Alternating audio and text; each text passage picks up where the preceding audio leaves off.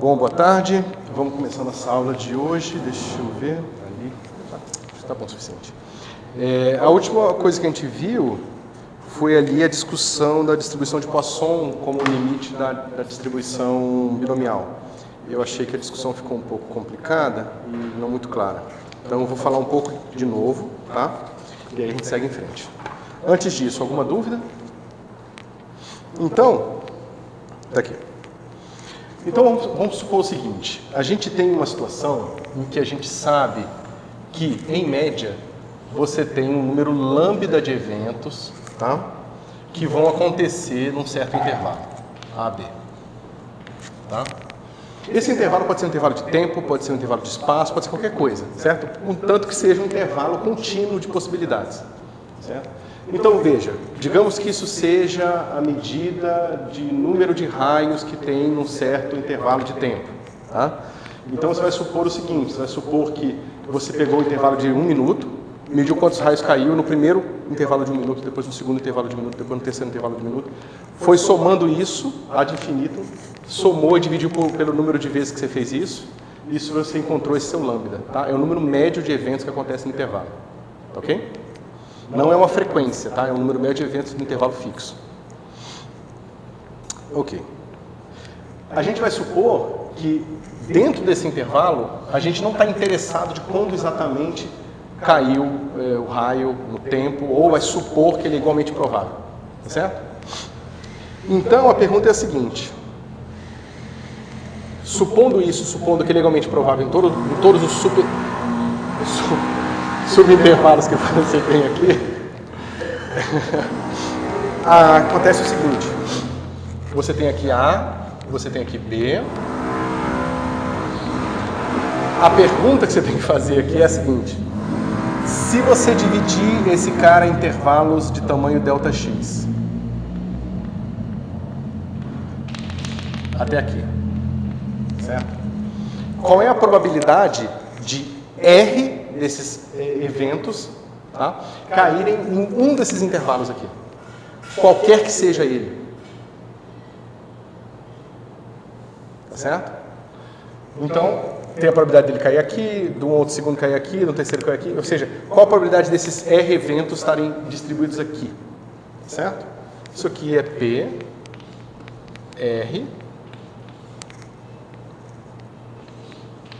lambda sobre N é a probabilidade de estar num desses subintervalos aqui com igual probabilidade, tá certo? Elevado a R. E a probabilidade de não cair num desses caras de ter caído num dos outros é lambda sobre N elevado a N menos R. Tá certo? Então aqui o N é o número de subintervalos. Tá? Isso não é fácil de entender. O que eu estou perguntando é o seguinte: qual é a probabilidade desses eventos caírem em um intervalo de um tamanho finito, mais pequeno? Tá certo? E a resposta é essa. Isso até aqui está claro?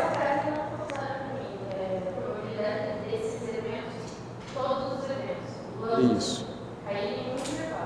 Isso. Porque aqui... Não, pera um pouquinho. Aqui você sabe o número médio de eventos. Tá, ok? Do número médio de eventos, você tira a probabilidade de cair em um pedacinho, num Δx, que é essa aqui. Tá certo? Não? No exemplo PCS, seria o número de raios que caiu no intervalo Δx? Não. Por quê? É o número de eventos que vai acontecer aqui dentro. Não importa onde.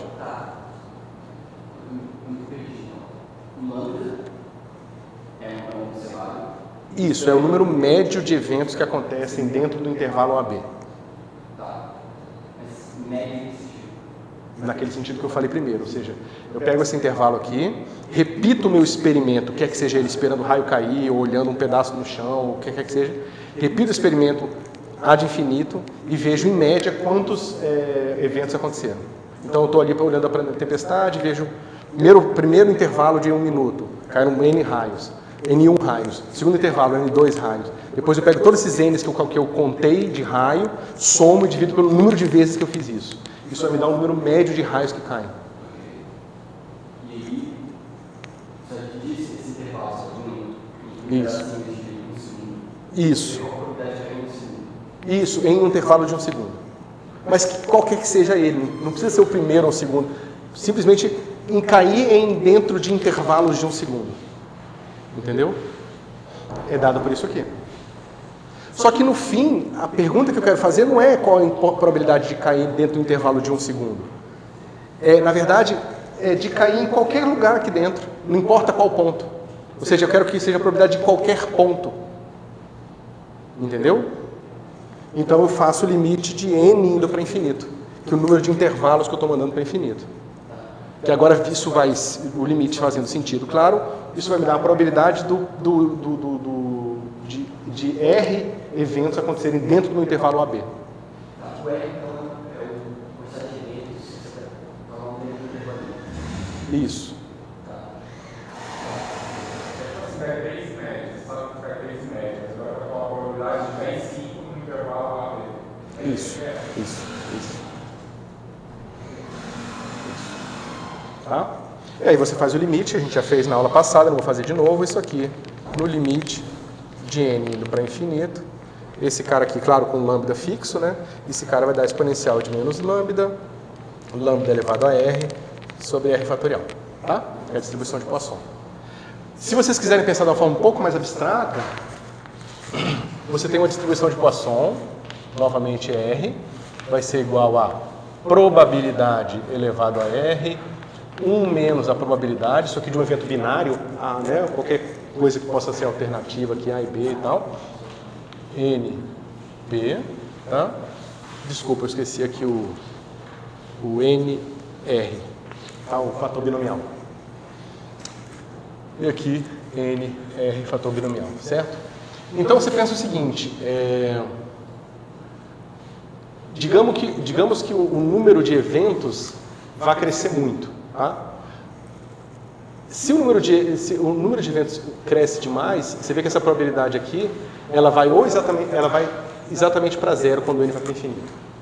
Porque isso aqui, a não ser que a probabilidade seja zero, né? Esse cara é um número menor que 1, se eu levar ao infinito vai tender a zero. Então isso não faz sentido na hora que eu falo que o n vai para infinito, certo? Mas a gente pode fazer o seguinte truque, só que é uma maneira um pouco mais abstrata de ver o significado da distribuição de Poisson, tá? Você pega o valor esperado de R, isso aqui vai te dar o quê? NP. Certo? Isso aqui é o valor esperado, é o valor médio de eventos do tipo A, né? Digamos que seja A e B aqui. Então isso aqui é PA e PB, lembra na anotação anterior? Então digamos que isso aqui é o número médio de eventos A que você obtém numa situação em que você tem só 2 eventos possíveis. Tá? Se você diz que esse número médio se mantém fixo, mesmo quando o número vai para o infinito, que é basicamente o que você está fazendo ali, só que agora de uma forma mais abstrata, porque não importa, isso não é partição de nada, é simplesmente o número de eventos e a gente está mandando, digamos, o intervalo onde ele acontece cada vez menor, então essa probabilidade tem que ir para zero de forma que compense esse cara indo para o infinito, para que esse produto tenda a um limite bem definido. Tá certo? Quando isso acontece, você pode então agora substituir, né, P como sendo lambda sobre N, aqui, usar que esse limite aqui é fixo, e aí você deduz a mesma coisa. Tá? Então, no sentido mais abstrato, a distribuição de Poisson é o limite da distribuição binomial, quando você manda o número de eventos para o infinito, mantendo o número esperado fixo um certo número. Certo? Acho que clareou mais, né, em relação a...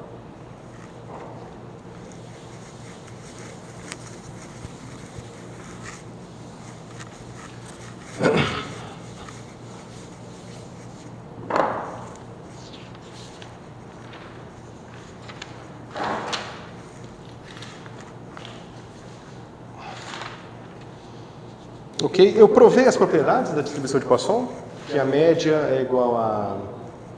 que é o próprio lambda, a variância também é igual a lambda, né? Então, beleza, no caso da distribuição de Poisson, média de R, né? O valor esperado de R é lambda, foi o que a gente acabou de ver, né, inclusive, né? E a variância de R é lambda também, tá? E o desvio padrão de R vai ser raiz de lambda. Tá certo? Então isso aqui é bom vocês terem já em mente, toda vez que vocês virem um processo poissônico, as pessoas vão chamar isso aqui de shot noise, que vai ser o ruído poissônico, que vai ser um ruído com um desvio padrão desse tipo aqui. Então, se você espera 9 eventos em média, você vai ter uma barra de erro de tamanho 3. Então, você vê que quanto maior o número de eventos médio, menor é a barra de erro relativa a ele, tá certo? Mas sempre com essa raiz aí. Tá?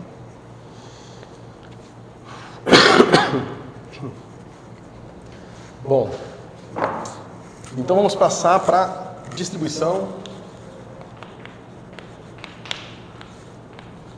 gaussiana ou normal. Tá?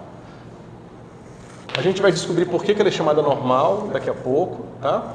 Mas são os dois nomes que vocês vão encontrar comumente essa distribuição na literatura, tá certo? Ela é dada por essa expressão aqui, P de x, igual ao exponencial de menos x menos mi ao quadrado sobre 2 sigma quadrado, dividido por raiz de 2π sigma. Tá? Essa distribuição ela parece não ter nada de especial nela, mas a gente vai ver, quando a gente vir o teorema do limite central, que na verdade ela é extremamente interessante porque a gente tem uma tendência natural das coisas a se distribuírem como essa distribuição, tá? Por um processo de combinação de erros diferentes. Quando esses erros todos vão se combinando, a coisa vai geralmente tendo um processo gaussiano. Inclusive a gente vai fazer um exercício interessante que vocês vão ver isso acontecendo na prática, certo? Beleza. Bom, vamos ver as propriedades. Isso aqui é bom vocês pelo menos uma vez na vida, porque muitas vezes você tem uma coisa no computador que você tem que implementar e aí você usa essas ideias de como calcular essas integrais dentro do computador. Então é bom vocês verem, não sei se vocês já viram isso, normalização da distribuição gaussiana, como é que faz essa conta, né? Mas eu acho que vale a pena dar uma olhadinha. Bom, então isso aqui vai ser integral de menos infinito a infinito de exponencial de menos x menos mi quadrado sobre 2 sigma quadrado dividido por raiz de 2π sigma. Alguém sabe como é que faz essa integral aqui?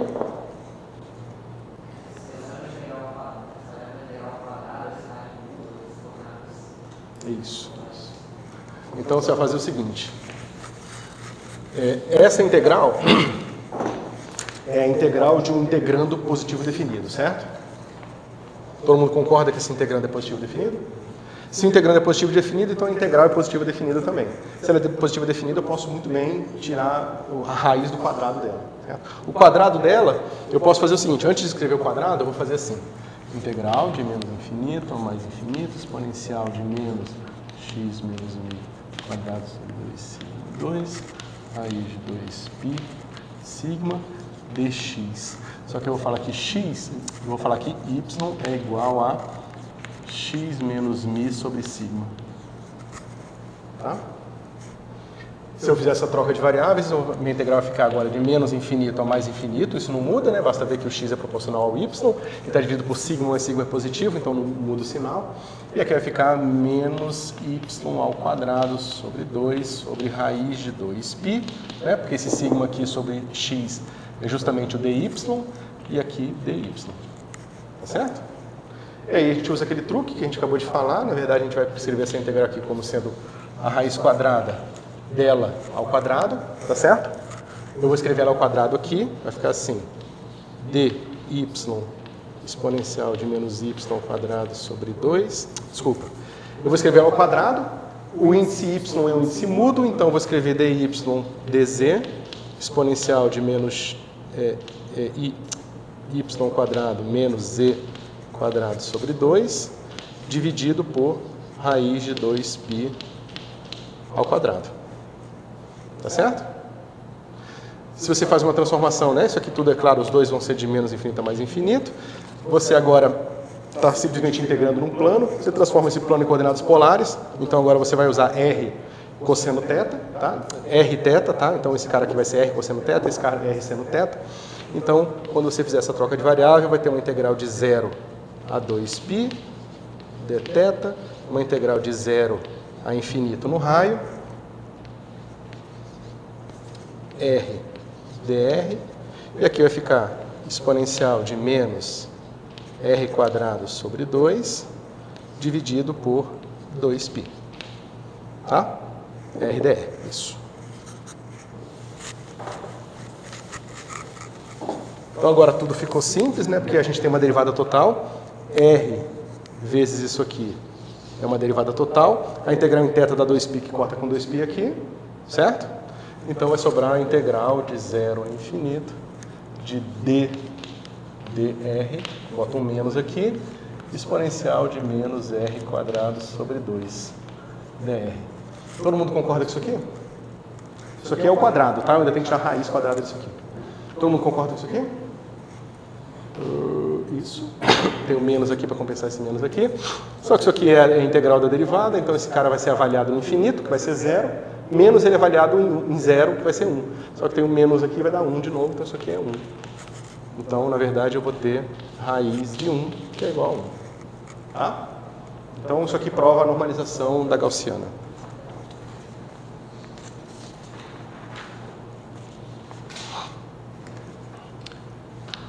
Posso pagar? Ali não? Posso aqui? Tem certeza?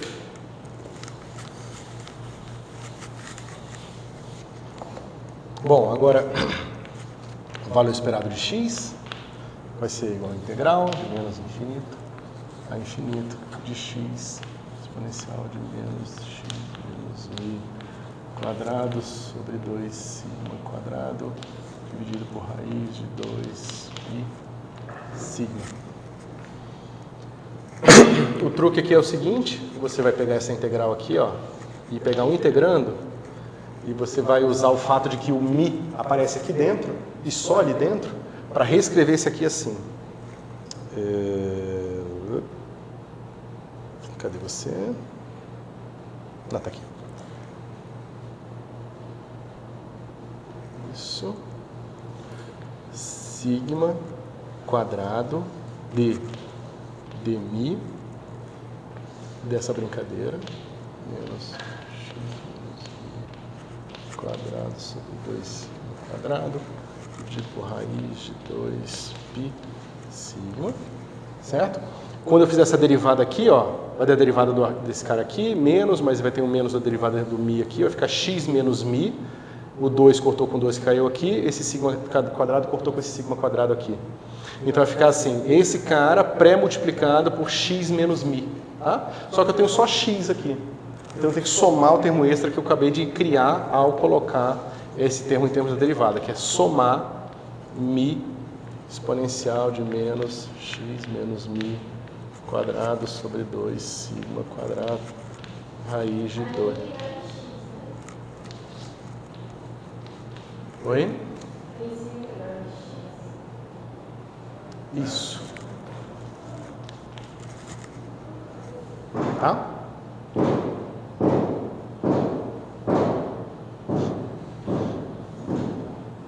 Então veja, eu posso trocar aqui, como essa integral convergente, eu troco a derivada com a integral, essa integral em x. A integral desse cara aqui a gente sabe que é igual a 1. Né? Derivada de 1 é 0, esse cara vai embora. Esse cara aqui não tem derivada nenhuma, mas esse cara tem integral igual a 1 também. Então, esse cara aqui dá mi. Tá?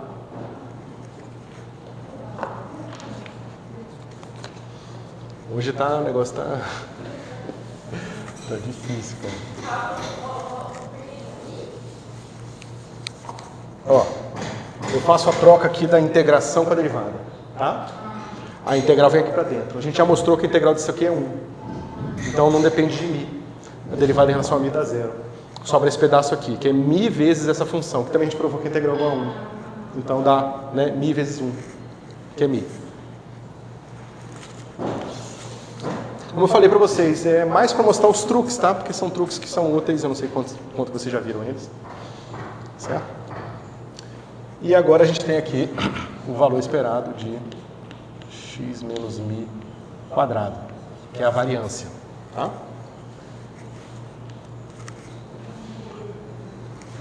Esse cara vai ser integral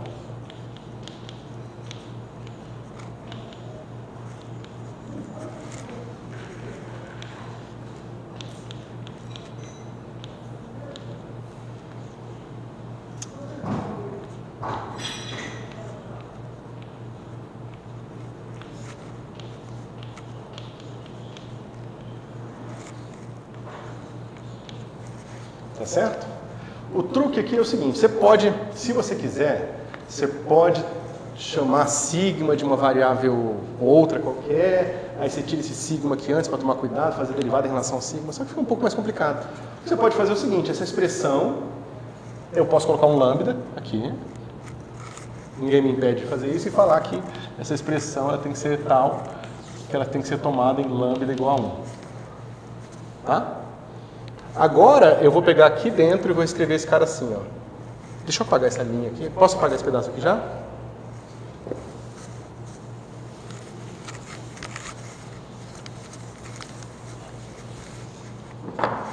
Então isso aqui vai ficar assim, ó.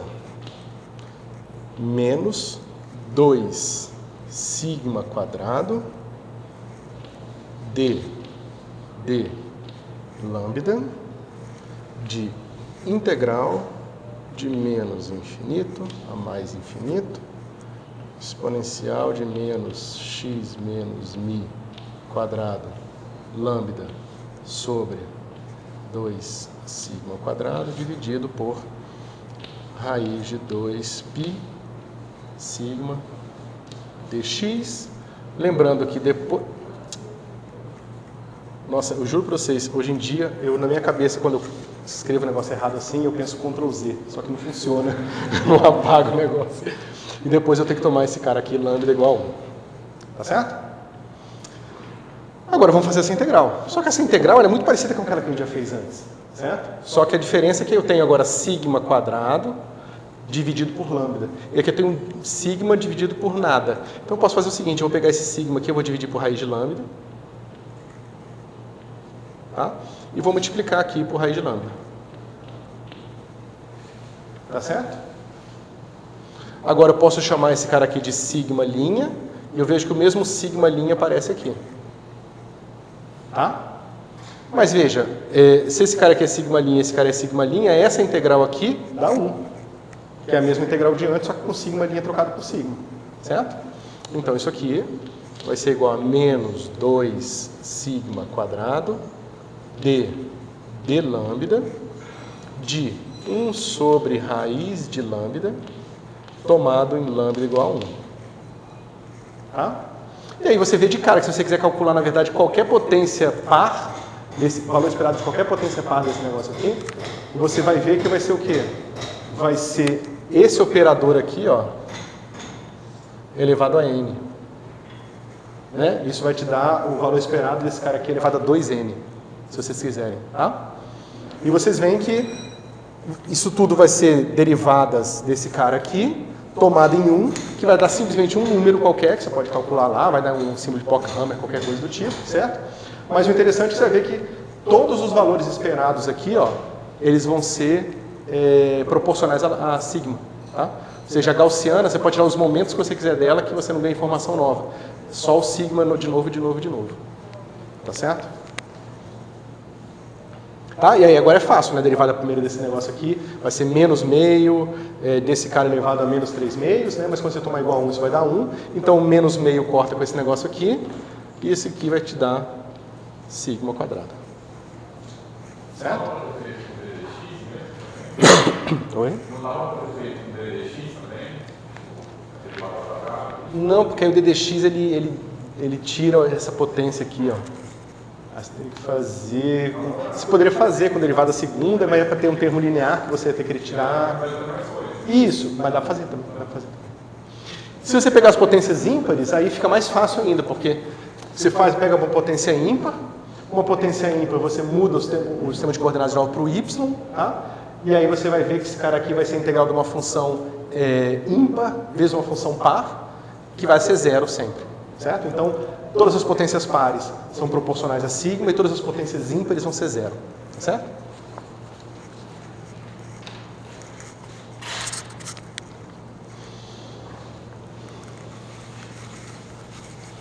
Até aqui tudo bem, pessoal?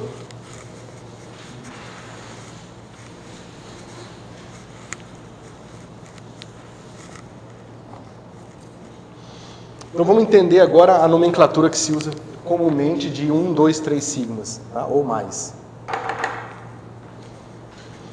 Então pensa o seguinte, eu tenho aqui os meus eixos, e aqui eu boto o meu valor μ, tá? Aqui eu tenho minha gaussiana. Eu posso fazer a seguinte pergunta. A gaussiana, ela já me dá, de cara, olhando para ela, uma noção de escala, que é o sigma, certo? Eu posso fazer a seguinte pergunta. O que acontece? Essa gaussiana aqui, ela pode ter qualquer sigma, qualquer média. Mas eu sempre posso fazer a seguinte pergunta. Qual é a probabilidade de eu encontrar o que quer que seja que essa gaussiana descreve entre μ menos sigma e μ mais sigma? Ou seja, um desvio padrão para frente e um desvio padrão para trás. Esse intervalo aqui, qual é a probabilidade de eu encontrar qualquer coisa dentro dele? A gente vai usar como sinônimo, físicos em geral usam como sinônimo na física, para a estatística, um sigma como esta área.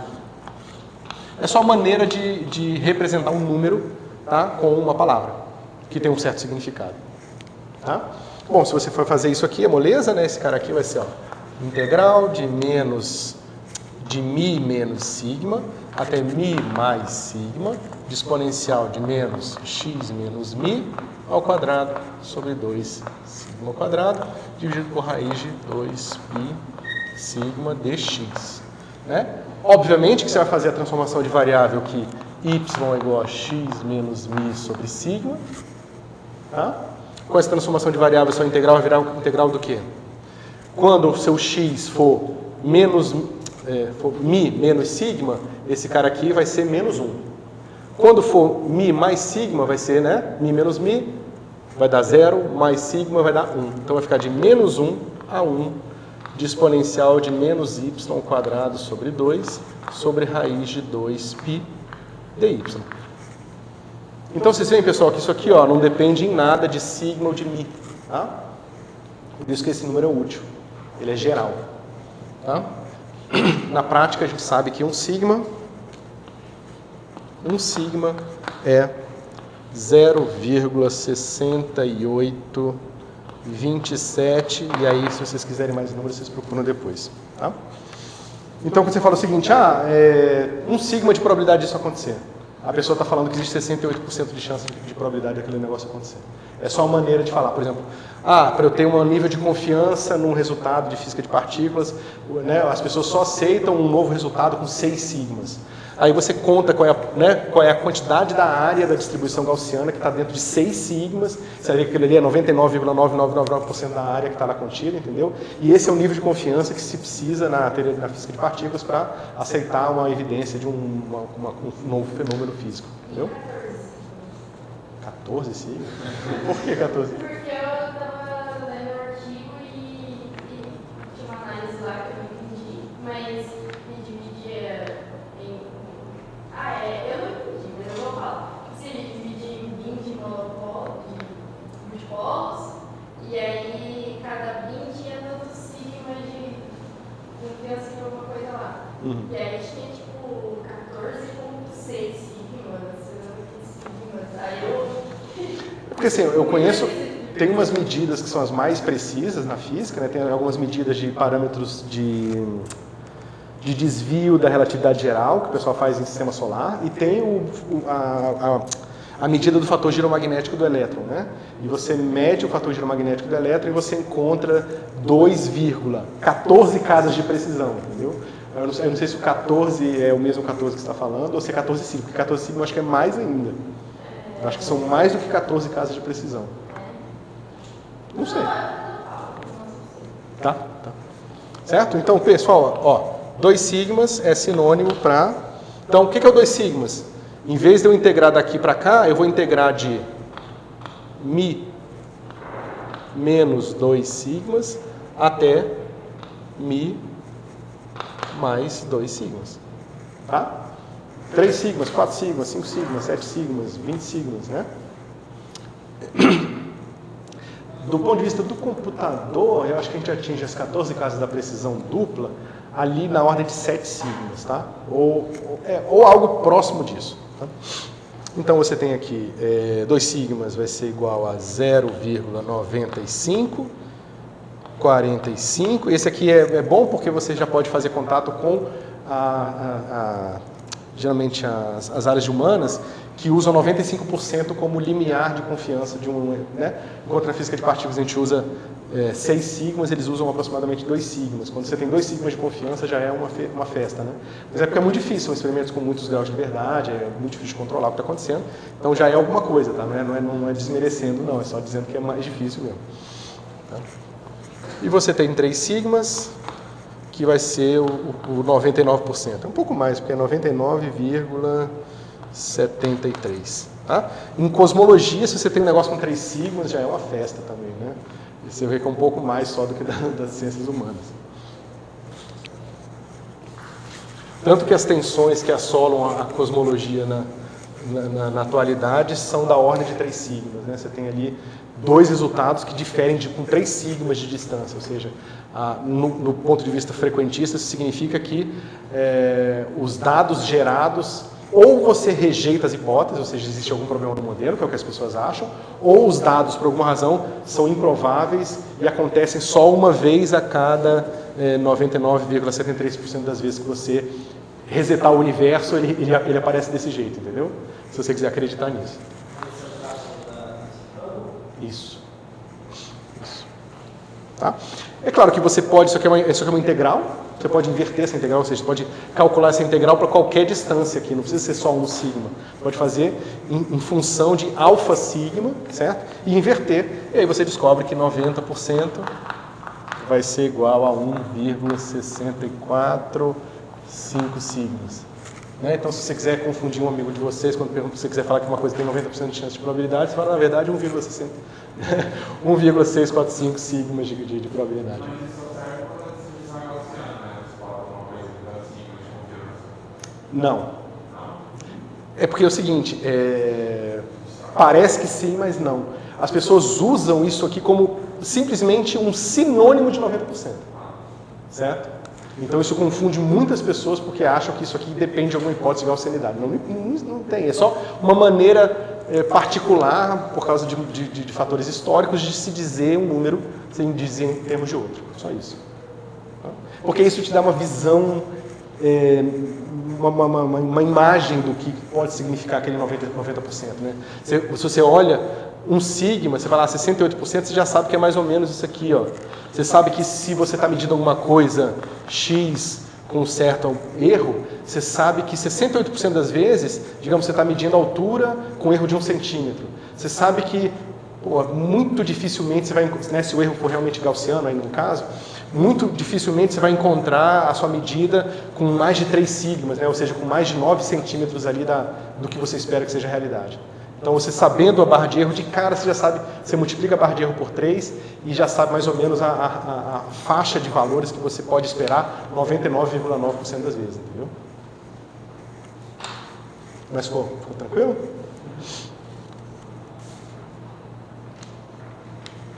Ok.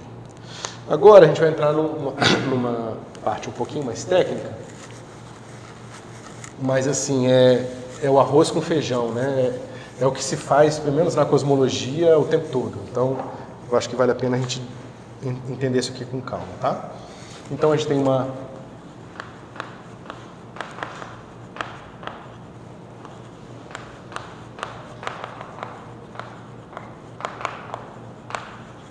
gaussiana multivariada.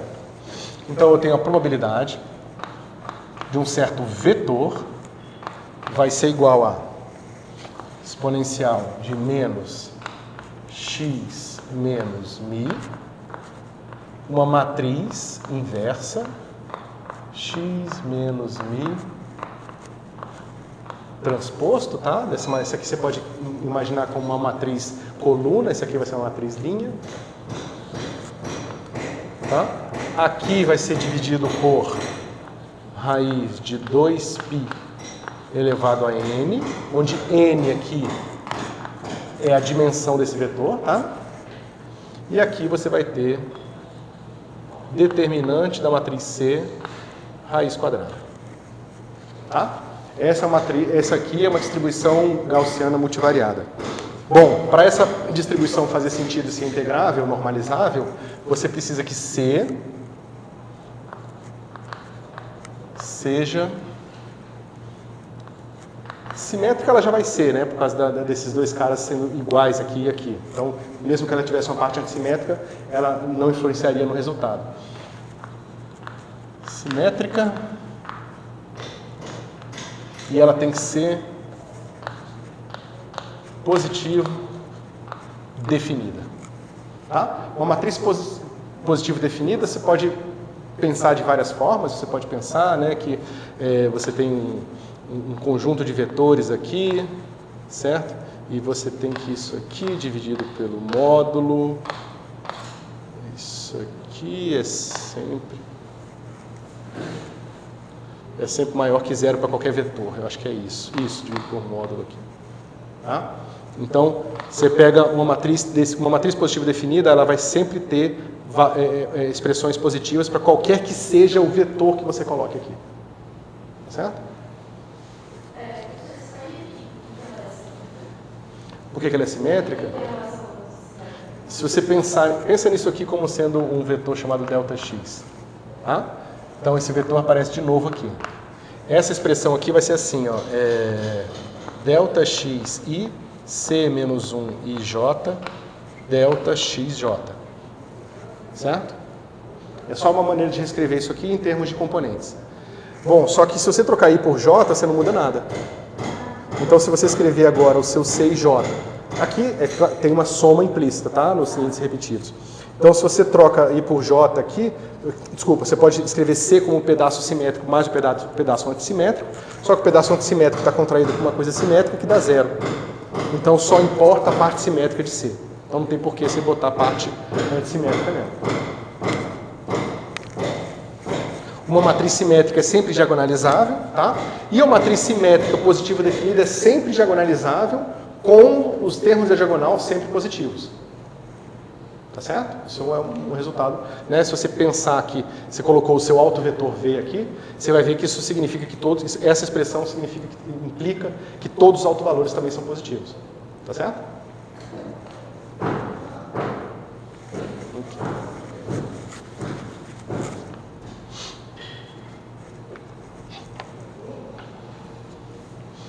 Então, pessoal, deixa eu ver, eu fiz isso de duas formas, deixa eu ver qual forma que fica mais claro. Deixa eu fazer do jeito mais direto. Então, ó, digamos que eu estou resolvendo o problema de autovalores aqui. Então, eu tenho a matriz C, não a inversa, a própria matriz C, tá? Aplicada num conjunto de vetores VI aqui, tá? Vai ser igual a sigma I ao quadrado. Isso aqui é só o autovalor, tá, dela. Por que eu botei esse autovalor dessa forma? Porque eu sei que os autovalores são sempre positivos. Então, para eu escrever uma coisa que é sempre positiva, eu escrevo o número real ao quadrado, que me garante que ele é sempre positivo. Eu agora só preciso impor que o meu sigma nunca é zero, tá? Então, isso aqui vai ficar assim, vezes VI. Tá certo? Bom, o que acontece aqui? Eu posso agora, só em termos de exemplo, calcular a integral desse cara aqui, certo? Então, vou ter aqui, ó, integral de P de x dnx, tá? Isso aqui vai ser igual a integral de menos infinito a mais infinito em todas as variáveis, tá? De exponencial de menos x menos mi transposto c menos 1 x menos mi dividido por 2 dividido por 2i elevado a n raiz do determinante de c. Tá? Bom, e aqui o dnx. Bom, eu posso fazer a seguinte desculpa. Eu posso fazer a seguinte troca de variável. Eu posso dizer que x menos mi vai ser escrito como uma combinação linear alfa i dos VIs. Tá? Como esse C aqui é uma matriz diagonalizável com todos os elementos, né, positivo diferente de zero, então a base é completa, tá? Pode ser que eu tenha digamos, um subconjunto da base que seja degenerado, né? Basta duas variâncias serem iguais que eu posso ter uma coisa degenerada. Mas aí eu posso fazer uma escolha arbitrária e, ou tipo um Gram-Schmidt, alguma coisa da vida, e fixar em termos de uma base que seja ortonormal, tá certo? Isso está tranquilo, pessoal?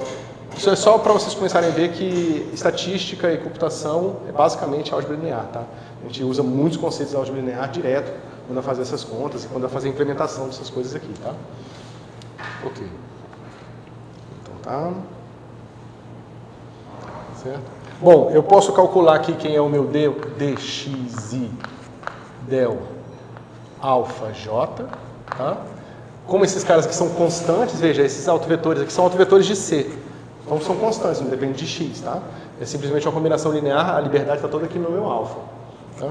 Esse cara aqui vai ser simplesmente o meu V, componente I, tá? Da J-ésima, do J-ésimo autovetor, tá certo?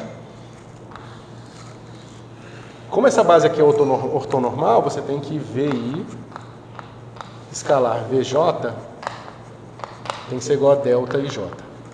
Para essas bases ortonormais, é fácil ver que esse cara aqui é uma matriz ortogonal, tá? Uma matriz ortogonal é aquela que é inversa, que é a transposta é igual à inversa, tá certo? E essas matrizes ortogonais têm determinante igual a 1. Então, quando eu faço essa troca de variável aqui, ó, eu tenho que trocar o meu dx por meu d alfa, tá? Só que isso aqui não troca em nada, o meu dx, dnx vira dn alfa, porque vem um módulo do determinante da troca de variável, certo?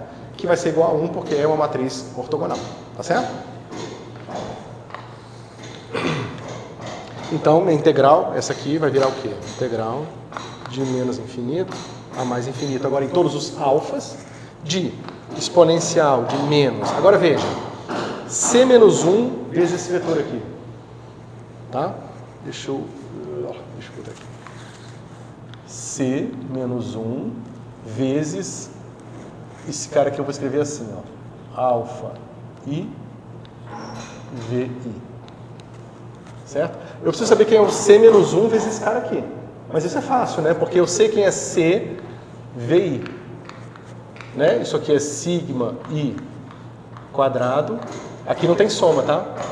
VI. Tá certo? Se eu aplicar o meu inversa do C na esquerda aqui e dividir por esse cara dos dois lados, eu tenho que C menos 1 VI é igual a 1 sobre sigma I quadrado VI. Certo? Então é outro resultado básico, né? Que a gente tem que um autovetor de uma certa matriz é também autovetor da inversa, com o inversa do alto valor. A recíproca, né? Se você quiser ser mais preciso, do alto valor. Certo? Então, se eu sei disso aqui, eu sei que esse cara aqui vai ser como? Vai ser um soma sobre I, eu vou botar soma explícita porque vai aparecer o mesmo índice 3 vezes, tá? E aí vai ficar assim, alfa I sobre sigma I quadrado VI. Tá certo? Então, substituindo esse cara aqui, tá? Eu ainda vou ter o produto interno desse cara com o meu outro V aqui. Mas eles são ortogonais. Só sobrevive quando VI é igual a VJ. Então, as duas somas, né, que seriam uma soma desse cara e a soma desse cara aqui, vai virar uma soma só. E vai ficar assim, soma sobre I, alfa I ao quadrado sobre sigma I ao quadrado, temos sobre 2 aqui. Tá? Aqui embaixo a gente vai ter o quê? Raiz de 2π elevado a n. Peraí, eu estou usando com n. E aqui eu tenho determinante da matriz. Só que a gente sabe que o determinante da matriz é o produto dos seus autovalores. Certo? Então esse cara aqui vai ser raiz do produtório sobre I do sigma I quadrado. Certo? Eu posso tirar a raiz aqui e o quadrado daqui. Então fica só o produtório de sigma I. Tá certo? Mas então, para cada grau de liberdade dn alfa aqui, Eu estou fazendo o N errado aqui. Para cada grau de liberdade alfa, eu tenho uma gaussiana separada. Tá vendo? Porque isso aqui é exponencial do somatório. Então, para cada gaussiana, eu posso separar numa exponencial separada. Para cada termo desse aqui, eu separo numa exponencial, separo uma integral para cada alfa i. Tá? E a gente sabe que essa integral com um raiz de 2π e o sigma aqui vai dar 1 para cada uma delas. Então, isso aqui vai ser igual a 1.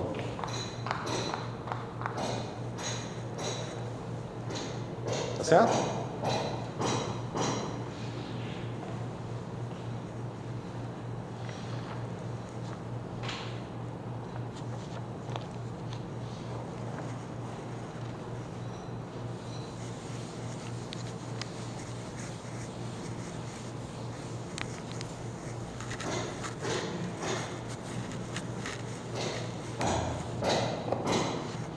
Então, ó, é bom vocês pensarem, eu vou tentar dar um exercício específico para isso, entender como que é importante esse cara aqui, ó.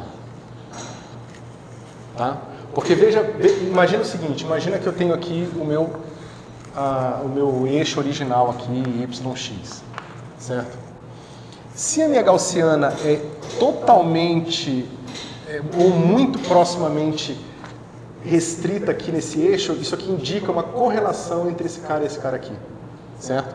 Então você vai encontrar que um autovetor vai estar nessa direção, certo? Lembra que a gente viu que se a gente bota um sistema de coordenadas nessa direção e um sistema de coordenadas numa gaussiana, a gente acaba com uma gaussiana multivariada com correlação. Essa direção é não correlacionada com essa aqui. Que é a mesma coisa que dizer que a sua gaussiana se transforma nesse negócio desse jeito aqui, certo? Mas você tem essas duas direções aqui, ó, e essas duas direções, elas têm importâncias separadas e diferentes na variância total que você tem na sua incerteza. Você vê que esse cara aqui é muito mais importante do que esse cara aqui. Se você fixar essa variável aqui, você tem a maior parte da variância ainda contida nessa variável aqui, sendo que você tem pouca variância contida aqui. Isso está claro? Não ficou claro?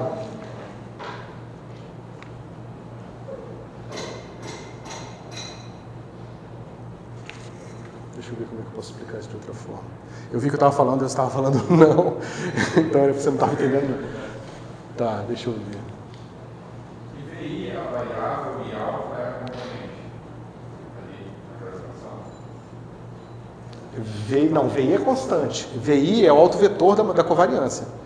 Esse cara é dado, é fixo, certo? Só que uma variável qualquer x, ela pode ser escrita como uma particular combinação linear desses vetores fixos, ou seja, a liberdade está toda em alfa. Alfa determina x e x determina alfa, né? Se essa relação for inversível, ou seja, se esse cara aqui for tipo uma matriz ortogonal, tá certo? Ou seja, ele é uma matriz ortogonal no sentido que eu posso multiplicar essa expressão aqui, tomando o produto interno dela com VJ, esse cara vai dar esse delta aqui, certo? E esse cara aqui vai dar o produto interno desse cara com VJ. Tá certo? Então deixa eu ver como é que eu posso explicar melhor isso aqui. Deixa eu ver se eu dou um exemplo. Ó, do ponto de vista de você tentar prever o que vai acontecer com as variáveis x e y, tá? Nesse sistema de coordenadas original, x e y, você não pode dizer nada de muito particular em relação se essa variável descreve melhor o que está acontecendo ou essa aqui, certo? Porque você, digamos, as duas estão tão incertas quanto, tá? Só que o que você não vê, porque se você olhar assim, a barra de erro em x vai estar aqui, né? Se você pegar a barra de um sigma, vai estar aqui. A barra de um sigma de y também vai ser grande, entendeu? Só que o que você não percebe quando você olha individualmente essas duas variáveis aleatórias é que toda vez que o x cresce, o y cresce. Ou frequentemente, quando o x cresce, o y cresce. E quando o x diminui, o y diminui. Então, na verdade, a gente não tem muita informação extra sobre as duas. Digamos que a correlação seja quase 1, seja tipo 0,99,999. Entendeu? A gente tem pouquíssima informação sobre essa direção aqui. Na verdade, a gente sabe praticamente tudo sobre ela. Eu falei duas coisas completamente contrárias. Na verdade, a nossa incerteza está totalmente nessa direção aqui, e nessa aqui a gente tem quase nenhuma incerteza. Então, a gente explica o que está acontecendo quase totalmente com essa variável aqui. Se eu ignorar essa variância aqui, eu ainda consigo explicar basicamente tudo que vai acontecer com as variáveis x e y. Entendeu? Então, por exemplo, é por causa disso que as pessoas usam um método chamado de análise de componentes principais. Então, digamos que eu pego aqui um problema e eu pego o meu problema com 100 graus de liberdade. Então, eu estou fazendo ali uma análise de uma curva. Por exemplo, o trabalho que eu estou fazendo lá com o Sander, eu estou fazendo análise dessa curva aqui. E essa curva aqui eu vou ajustar 100 nós dela. Tem um monte de nó aqui. Para cada nó eu tenho uma variável aleatória separada que eu vou ajustar usando dados, certo? Você ajusta esse negócio aqui e você encontra, digamos, uma distribuição gaussiana para essas variáveis aqui, que vão ser o valor da curva em cada nó. Tá certo? Eu posso olhar todos os autovetores desses caras aqui, tá? E pegar os autovetores que têm a maior variância. Então eu tinha 100 graus de liberdade. Eu pego dos 100 graus de liberdade e vou ter 100 autovetores. E esses 100 autovetores eu ordeno por ordem de variância. O autovetor que tem maior variância, por exemplo, esse aqui, depois um que tem a menor depois dele, e assim por diante. E eu jogo fora 95 graus de liberdade. E aí eu vejo se eu ainda consigo descrever toda a... digamos que isso me dê, sei lá, 98% da variância total do meu problema. Certo? Significa que as outras direções elas são praticamente irrelevantes para o meu problema, já são determinadas. O que não é determinado são aqueles primeiros 5 graus de liberdade lá. Então, na análise de componentes principais, a gente faz isso para descobrir quais são as direções que são principalmente constrangidas pelos dados e quais são as direções menos restringidas pelos dados. Certo? Por exemplo, o pessoal em análise em ciências humanas, eu estava comentando isso com o Demetrio, tem aquela análise de personalidade, né? Então você pega a análise de personalidade das pessoas, que é basicamente um questionário que você vai responder, sei lá, 200 perguntas, certo? E as pessoas vão pegar as perguntas que se correlacionam mais com outras perguntas, ou seja, geralmente quem responde A aqui também. Quem responde numa certa direção essa pergunta, responde a outra pergunta na mesma direção, certo? E aí você pode ver quantas dimensões você precisa para descrever a grande parte da variância do que as pessoas são capazes de variar entre si. Aí você descobre que com 5 variáveis você consegue geralmente mapear a personalidade das pessoas. Então nós humanos, dentro desse tipo de análise, que é uma análise puramente estatística e empírica, você extrai dos resultados humanos isso. Se as nossas personalidades fossem muito complicadas, diferissem muito entre uns e outros aqui, a gente talvez precisasse de 100 graus de liberdade para descrever. Ou seja, cada pessoa ia ter um padrão de resposta de todas as 100 perguntas tão diferente de cada outra pessoa que você não ia conseguir, digamos, reduzir a variância só em 5 graus de liberdade. Mas, na verdade, o oposto acontece. Nós somos mais previsíveis do que se espera e com 5 números você descreve, geralmente, a personalidade da pessoa. Claro que muita gente não vai gostar do que eu estou falando, porque parece uma coisa determinística, assim, né, imposta. Mas é uma coisa empírica, você pode repetir e talvez encontrar um erro metodológico e achar que, né, as pessoas estão erradas por alguma razão. Mas isso tudo, pessoal, para dizer que na distribuição multivariada gaussiana, a informação interessante está na covariância. Tá? A covariância que te diz essas coisas todas. Né? Podia ser o caso de que todos os graus de liberdade são divididos com a mesma variância e você não tem grau de liberdade mais importante que o outro. Certo? Bom, e que você só encontra novas direções para essas coisas. Tá? Deixa eu ver.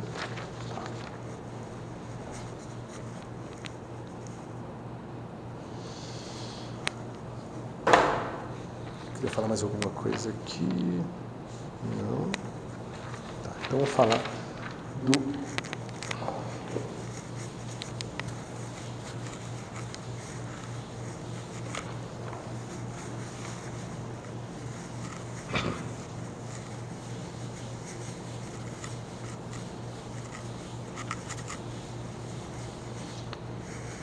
Então, vamos supor que vamos discutir aqui o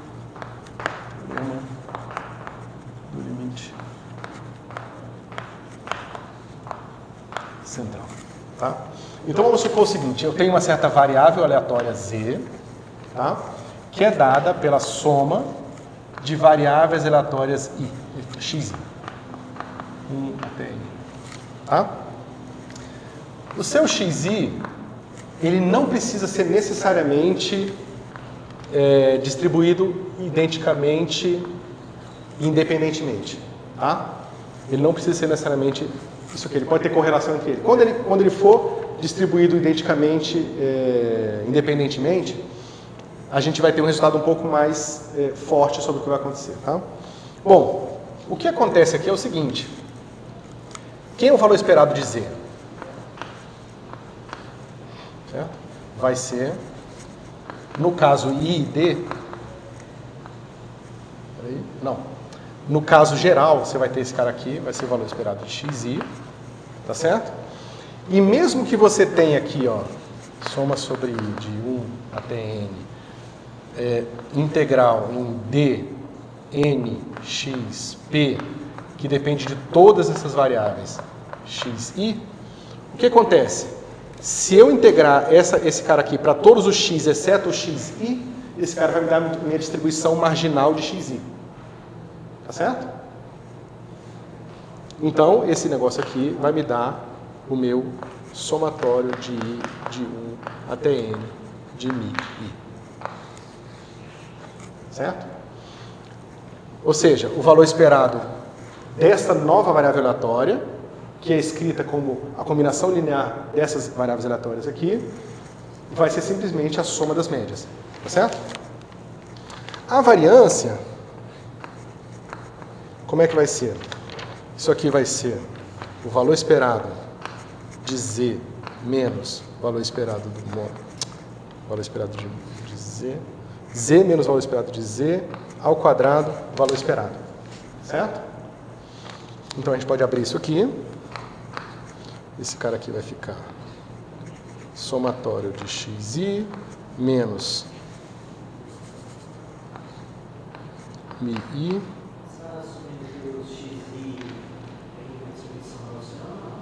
Como é que é? Não. Xi pode ser qualquer coisa. Mas qual é a diferença do soma de média de xi? Onde? Ali, média de z igual a soma das médias de xi. Isso. Depois lá no final vai ser uma soma de mi. O mi i é o nome que eu estou dando para a média dessa variável aqui. Para o valor esperado da variável, desculpa. Mas qual é a diferença do mi para o xi? Não entendi. Não. O valor esperado de xi é igual a mi i. Esse cara é um número, esse cara é uma variável aleatória. Esse cara é um número. Isso é mi. E esse aqui isso aqui é mi. E esse é uma variável aleatória, aqui dentro, né? Não, não entendi, mas então eles não são a mesma coisa? O mi e a média de xi? Você diz sim. Porque eu não entendi o passo no meio das integral. Tipo, não poderia só falar que a minha senhora escreveu soma das médias de xi é igual a terra integral, que é a definição da média. Isso. Só que eu não entendi por que precisou desse passo. Não podia só falar que o mi é igual a xi. É porque aqui eu não estou dizendo que as variáveis são necessariamente distribuídas de forma independente. Então a minha distribuição de probabilidade ela pode depender de todos os x ao mesmo tempo. Certo? Só que aqui eu estou integrando em dxn. E aqui só aparece o xi multiplicando. Então, essa integral aqui, ó, de dn menos 1, que são todos os x, exceto o xi, de p de x, né? Isso aqui me define a distribuição marginal de xi. Não sei se ficou mais claro. Imagina que você tem uma distribuição de probabilidade de duas variáveis. Tá? Digamos que você tem aqui a probabilidade... deixa eu ver. Diz aí uma coisa de duas variáveis qualquer. Oi? Não, moeda tem duas possibilidades, eu quero duas variáveis. Altura e peso, eu odeio isso porque eu sempre uso altura e peso, mas tudo bem. Então, qual a probabilidade de a pessoa ter uma certa altura e um certo peso? Nossa, nossa, mas é complicado. Papai deu esse exemplo do dia pra mim. Casas e árvores? Carros e árvores. Carros e árvores? Pra falar sobre correlação ainda. Caramba, como que você vai fazer isso? Porque aqui altura e peso, pelo menos eu sei que geralmente a pessoa mais alta é mais pesada, né? Geralmente tem uma correlação, não explica toda a variância, tem que ver quantas vezes o cara come porcaria, né? Mas, então, isso aqui te dá qual é a probabilidade de uma pessoa ter uma certa altura e um certo peso, certo? Eu posso dizer o seguinte, dado que a pessoa tem 60 quilos, qual é a probabilidade de ela ter uma certa altura? Isso vai me dar uma distribuição de probabilidade aqui, você concorda? Agora, eu posso dizer o seguinte, não importa qual o peso da pessoa, qual é a altura que ela possa ter. É integral de P a Pzinho, dPzinho, sobre todos os pesos possíveis. Zero ao infinito. Esse vai me dar uma distribuição marginal, que é qual é a informação que você sabe sobre a altura quando você ignora qualquer informação sobre peso. Mas aí a distribuição de probabilidade vem na distribuição para a média, e a distribuição de probabilidade vem em todo mundo. Isso, porque pode haver correlação entre esses caras. Eles podem todos sair de uma distribuição de probabilidade correlacionada que correlaciona todos os xis diferentes. Oi? Entendeu? Então, carros e árvores? Porque assim, Qual a probabilidade de você ter N carros quando existem N árvores? Não deixa correlação entre uma... Se você tem carro, normalmente você funciona com isso, você tira quanto mais rápido, Tá bom. Tá? Então, a gente tinha uma relação das flutuações do CMB com as estruturas de maior escala. Ela deu eu vou brincar com ela. Tá. Então, tá?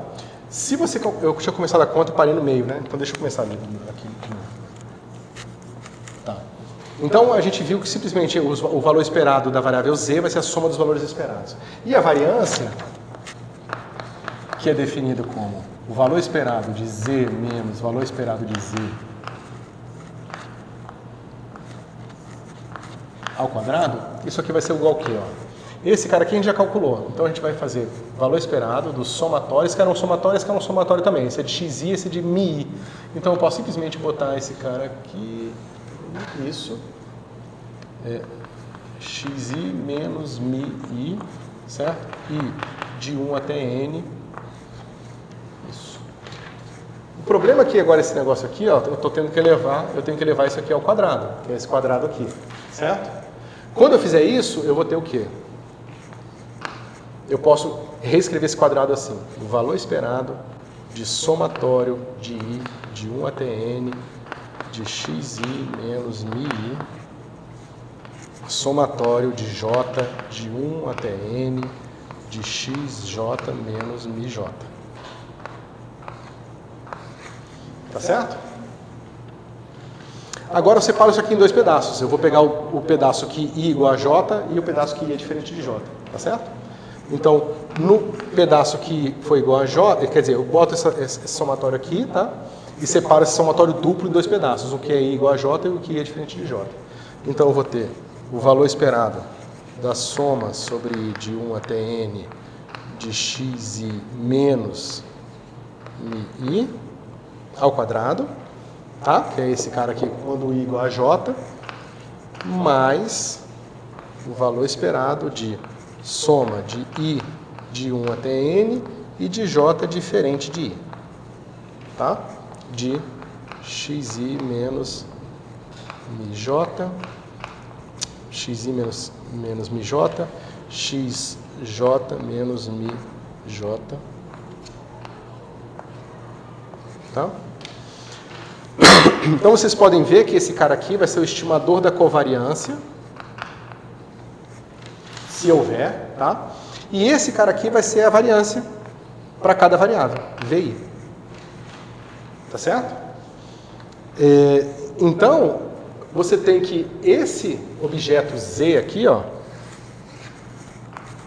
ele tem valor esperado dado por soma de mi i e tem variância, digamos o μz, tá? E a variância aqui, digamos no caso ID, é simplesmente essa soma aqui, que vai ser minha variância de Z. Tá? O que o teorema de limite central, que a gente não vai provar, garante pra gente é que isso aqui dá pra gente praticamente não, assintoticamente toda a informação que a gente precisa sobre a distribuição de Z. Porque o teorema do limite central mostra pra gente que a variável Z vai se comportar cada vez mais próximo de uma gaussiana quando o N for para infinito.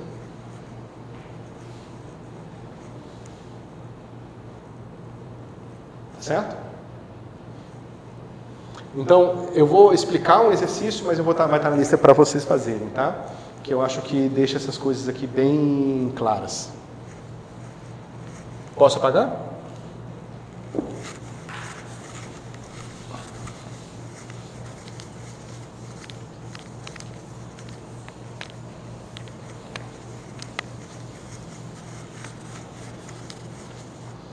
Então, eu vou querer que vocês façam uma coisa para vocês entenderem o poder do teorema do limite central. Porque às vezes você poderia falar, não, esse teorema não é importante porque ele pode ser válido, mas o meu N precisa ser 1 trilhão para que a gente atinja, digamos, uma boa descrição via uma distribuição gaussiana, certo? E o que eu vou mostrar para vocês, quero que vocês façam no exercício e vejam, é que, na verdade, às vezes com N igual a 2, 3, você já tem uma coisa que se aproxima como uma gaussiana. Outra coisa que vocês levarem em consideração é o seguinte,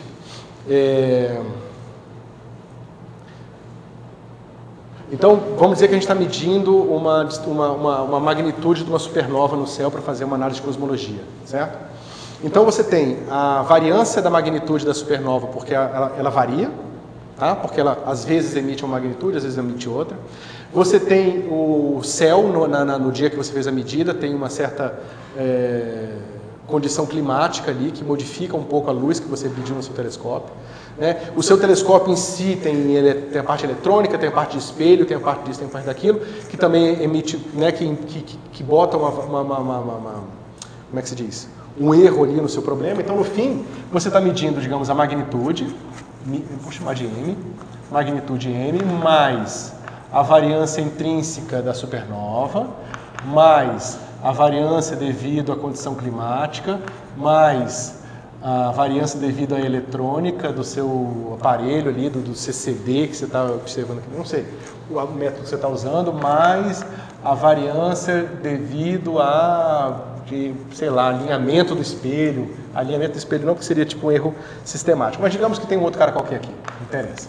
Tá? Então, por mais que esse cara aqui seja absolutamente não gaussiano, e esse talvez aqui também não seja gaussiano, no fim, o que você observa é essa soma aqui. Então, por isso que muitas vezes a gente se safa em supor gaussianidade. Porque a não ser que tenha alguma coisa muito especial acontecendo combinando esses caras aqui, em geral, esse cara tem uma... Imagina o seguinte, imagina que tem uma distribuição de probabilidade... Deixa eu fazer aqui. É como se você pegasse uma distribuição de probabilidade mais assim, outra mais assim, outra mais assim. E aí, na hora que você soma essas probabilidades todas, naquele sentido ali, do Z ser a soma dessas variáveis, essa coisa toda vai se aproximando de uma gaussiana. Entendeu? Então, no fim, como a gente sempre observa a soma dessas coisas, porque a gente não consegue observar essas coisas separadamente, na verdade você consegue, às vezes, modelar esse cara aqui, ou modelar esse cara aqui. Não, então eu pego o meu aparelho, faço uma medição, jogo luz nele, de dentro da Terra mesmo, e aí eu boto o que seria a luz, né? Ou seja, eu tenho o meu telescópio aqui, eu jogo luz no meu telescópio, sem ser de fora do planeta, né? De dentro do planeta, porque aí eu depois comparo com a luz que eu estou medindo de fora e vejo qual é o efeito climático. Sei lá, tem os métodos, eu não sou astrônomo, eu não sei os detalhes disso aqui, mas você faz essas coisas todas e modela esses caras independentemente. Mas mesmo assim, você sempre mede a soma deles. E ainda tem a chance de você estar medindo o delta desconhecido. Tá? Então, muitas vezes você vai encontrar uma análise em que você vai botar uma barra de erro, mais uma barra de erro que você ajusta no fim, porque você sabe, talvez tenha um erro desconhecido que eu não estou levando em consideração. Que é o desconhecido. Porque às vezes tem o desconhecido conhecido. Você sabe que tem um erro, mas você não sabe qual ele é. Você sabe que tem um erro, mas você não sabe como modelar ele. né? Seria o desconhecido conhecido. Mas tem às vezes o desconhecido desconhecido. Né? Desconhecido conhecido não. Peraí. Desconhecido porque você não entende os detalhes dele, né? Mas você sabe que ele tem que estar lá. E tem as coisas que você não entende os detalhes e você nem sabia que está lá, entendeu? Que está alterando a sua medida, entendeu? É porque eu acho que em inglês fica known, unknown e unknown, unknown. Mas é a mesma coisa, né? Tá. É que na hora que eu falei em português pareceu muito estranho, mas de fato. Tá? Então isso aqui dá o teorema do limite central. Então o que eu quero que vocês façam? Se vocês pegarem aqui uma variável aleatória alfa que venha de uma distribuição uniforme entre 0 e 1, certo? Vocês fazem isso aqui, sei lá, 1000 vezes. Vocês vão encontrar aqui, divide em bins entre 0 e 1, tá? E vocês vão encontrar uma coisa assim, né? Se for 1000 vezes, vocês vão encontrar esses bins aqui praticamente todos com a mesma quantidade de objetos. Inclusive a gente pode fazer até uma modelagem, no exercício eu vou colocar uma modelagem em termos de distribuição binomial, multinomial, para vocês preverem como é que vai ser em média a distribuição de elementos em cada bin, tá certo? Mas você vê que isso aqui tem a ver com gaussiana. Tá? Agora vai fazer o seguinte, em vez de você jogar esse cara aqui 1000 vezes, você vai fazer o seguinte, você vai pegar alfa 1 que vem de uma uniforme de 0 e 1, alfa 2, que também vem de uma uniforme, 0 e 1, tá? E você vai chamar de z a variável que é alfa 1 mais alfa 2. Agora você vai repetir esse experimento 1000 vezes. Ou seja, você vai rolar 1000 desses, né? E na ordem você vai somar esses caras aqui e computar z, certo? Agora você vai ter z como função da frequência de quantas vezes ele aparece. Tá? Vou botar um nzinho aqui. Quantas vezes aquele z apareceu. Então você vai ter a mesma coisa. Você vai ter uma coisa aqui, uma coisa aqui, uma coisa aqui. Você vai ver que esse negócio aqui vai começar a ficar mais concentrado numa certa região, vai ter menos probabilidade em outra. Você vai ver que agora não vai estar preso mais em 0 e 1, né? Vai estar entre 0 e 2. Quanto mais você botar, né? Você pode depois, se você quiser dividir por 2, aqui tanto faz. Você Eu não entendi o que é aquela uniforme. É uma distribuição uniforme entre 0 e 1. Melhorou ou não? É tipo um conjunto de números de 0 e 1. Esse símbolo aqui significa que alfa 1 é uma variável aleatória que se distribui de acordo com uma distribuição uniforme. Então, para você sortear, você tem que pegar no computador, ou você sorteia um número inteiro e transforma o número inteiro num número de ponto flutuante, de 0 e 1, ou você pega um algoritmo pronto de fazer sorteios de distribuições uniformes. Né? É uma distribuição que basicamente te diz que a probabilidade é um top hat. Ela tem a probabilidade igual aqui, 0 aqui, 0 aqui. Né? A probabilidade de 0 a 1 é igual. Tá? Mas você vê que a soma desses caras aqui, ó, não vai estar mais igualmente distribuída. Ela vai começar a ficar um negócio meio esquisito. Ó, primeiro que vai ser de 0 a 2, mas digamos que a gente divida sempre por n, tá? Só por simplicidade. Vamos botar aqui dividido por 2. Então você vai ver que esse negócio não vai ser mais assim. Vai ser uma coisa que vai ter, talvez, uma distribuição mais assim. Tá certo? E se você fizer agora, em vez de com 2 alfas, com 5 alfas, ou seja, a sua variável aleatória é a realização de 5 uniformes somadas. E aí você repete isso aqui, você vai ver que você vai cada vez mais rapidamente se aproximar de uma gaussiana. Professor, por que você 0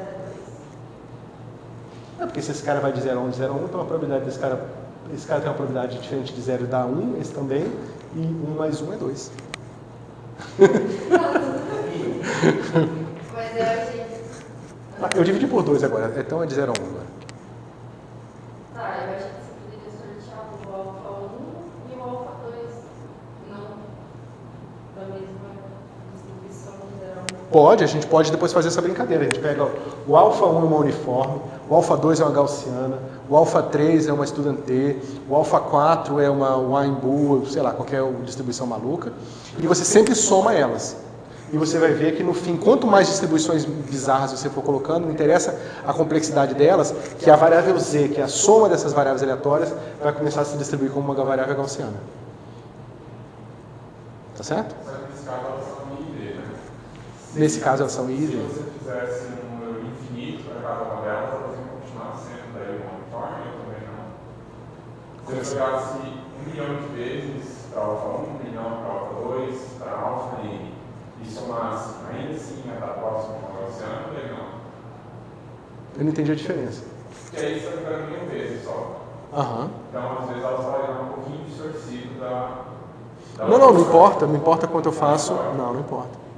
E para fazer isso no Python, você não dá o seed de cada uniforme? Não. Com certeza, você não quer uma autocorrelação entre elas. Se você tiver uma autocorrelação total entre elas. Agora, normalmente, quando você roda no Python, numa mesma sessão, o seed sempre... Porque sabe que o gerador de números aleatórios nada que é uma sequência de números determinística, né? E essa sequência ela vai sendo atualizada. Então, toda vez que você só tem um número, você está no próximo passo da sequência. Então, se você rodou tudo no mesmo... na mesma célula, digamos, sem resetar o seu gerador de números aleatórios, então vai sempre ser números independentes. Agora, toma cuidado, porque se você estiver criando 2 geradores de números aleatórios com a mesma seed, aí eles vão ser 100% correlacionados. Certo? E depois a gente pode, depois a gente bola os exercícios para eles, e aí a gente pode inclusive fazer assim, vai fazer um sample de 2 alfas que vem de uma gaussiana multivariada, depois um que vem de uma uniforme, outro que vem de uma outra coisa qualquer, e a gente vai somando e vendo quanto que demora para você chegar numa coisa que se aproxima de uma gaussiana. Que aí vem justamente a pergunta, como é que eu digo que se aproximou ou não se aproximou de uma gaussiana? E aí a gente vai introduzir um teste chamado teste Kolmogorov e Smirnov, que faz o teste de quanto esse negócio se aproxima de uma gaussiana. Tá bom? Pessoal, por hoje é isso. A gente termina um pouco mais cedo, tá? E aí na aula que vem eu começo umas coisas mais interessantes, tá? Que vão ser estimadores e máxima verossimilhança e tal.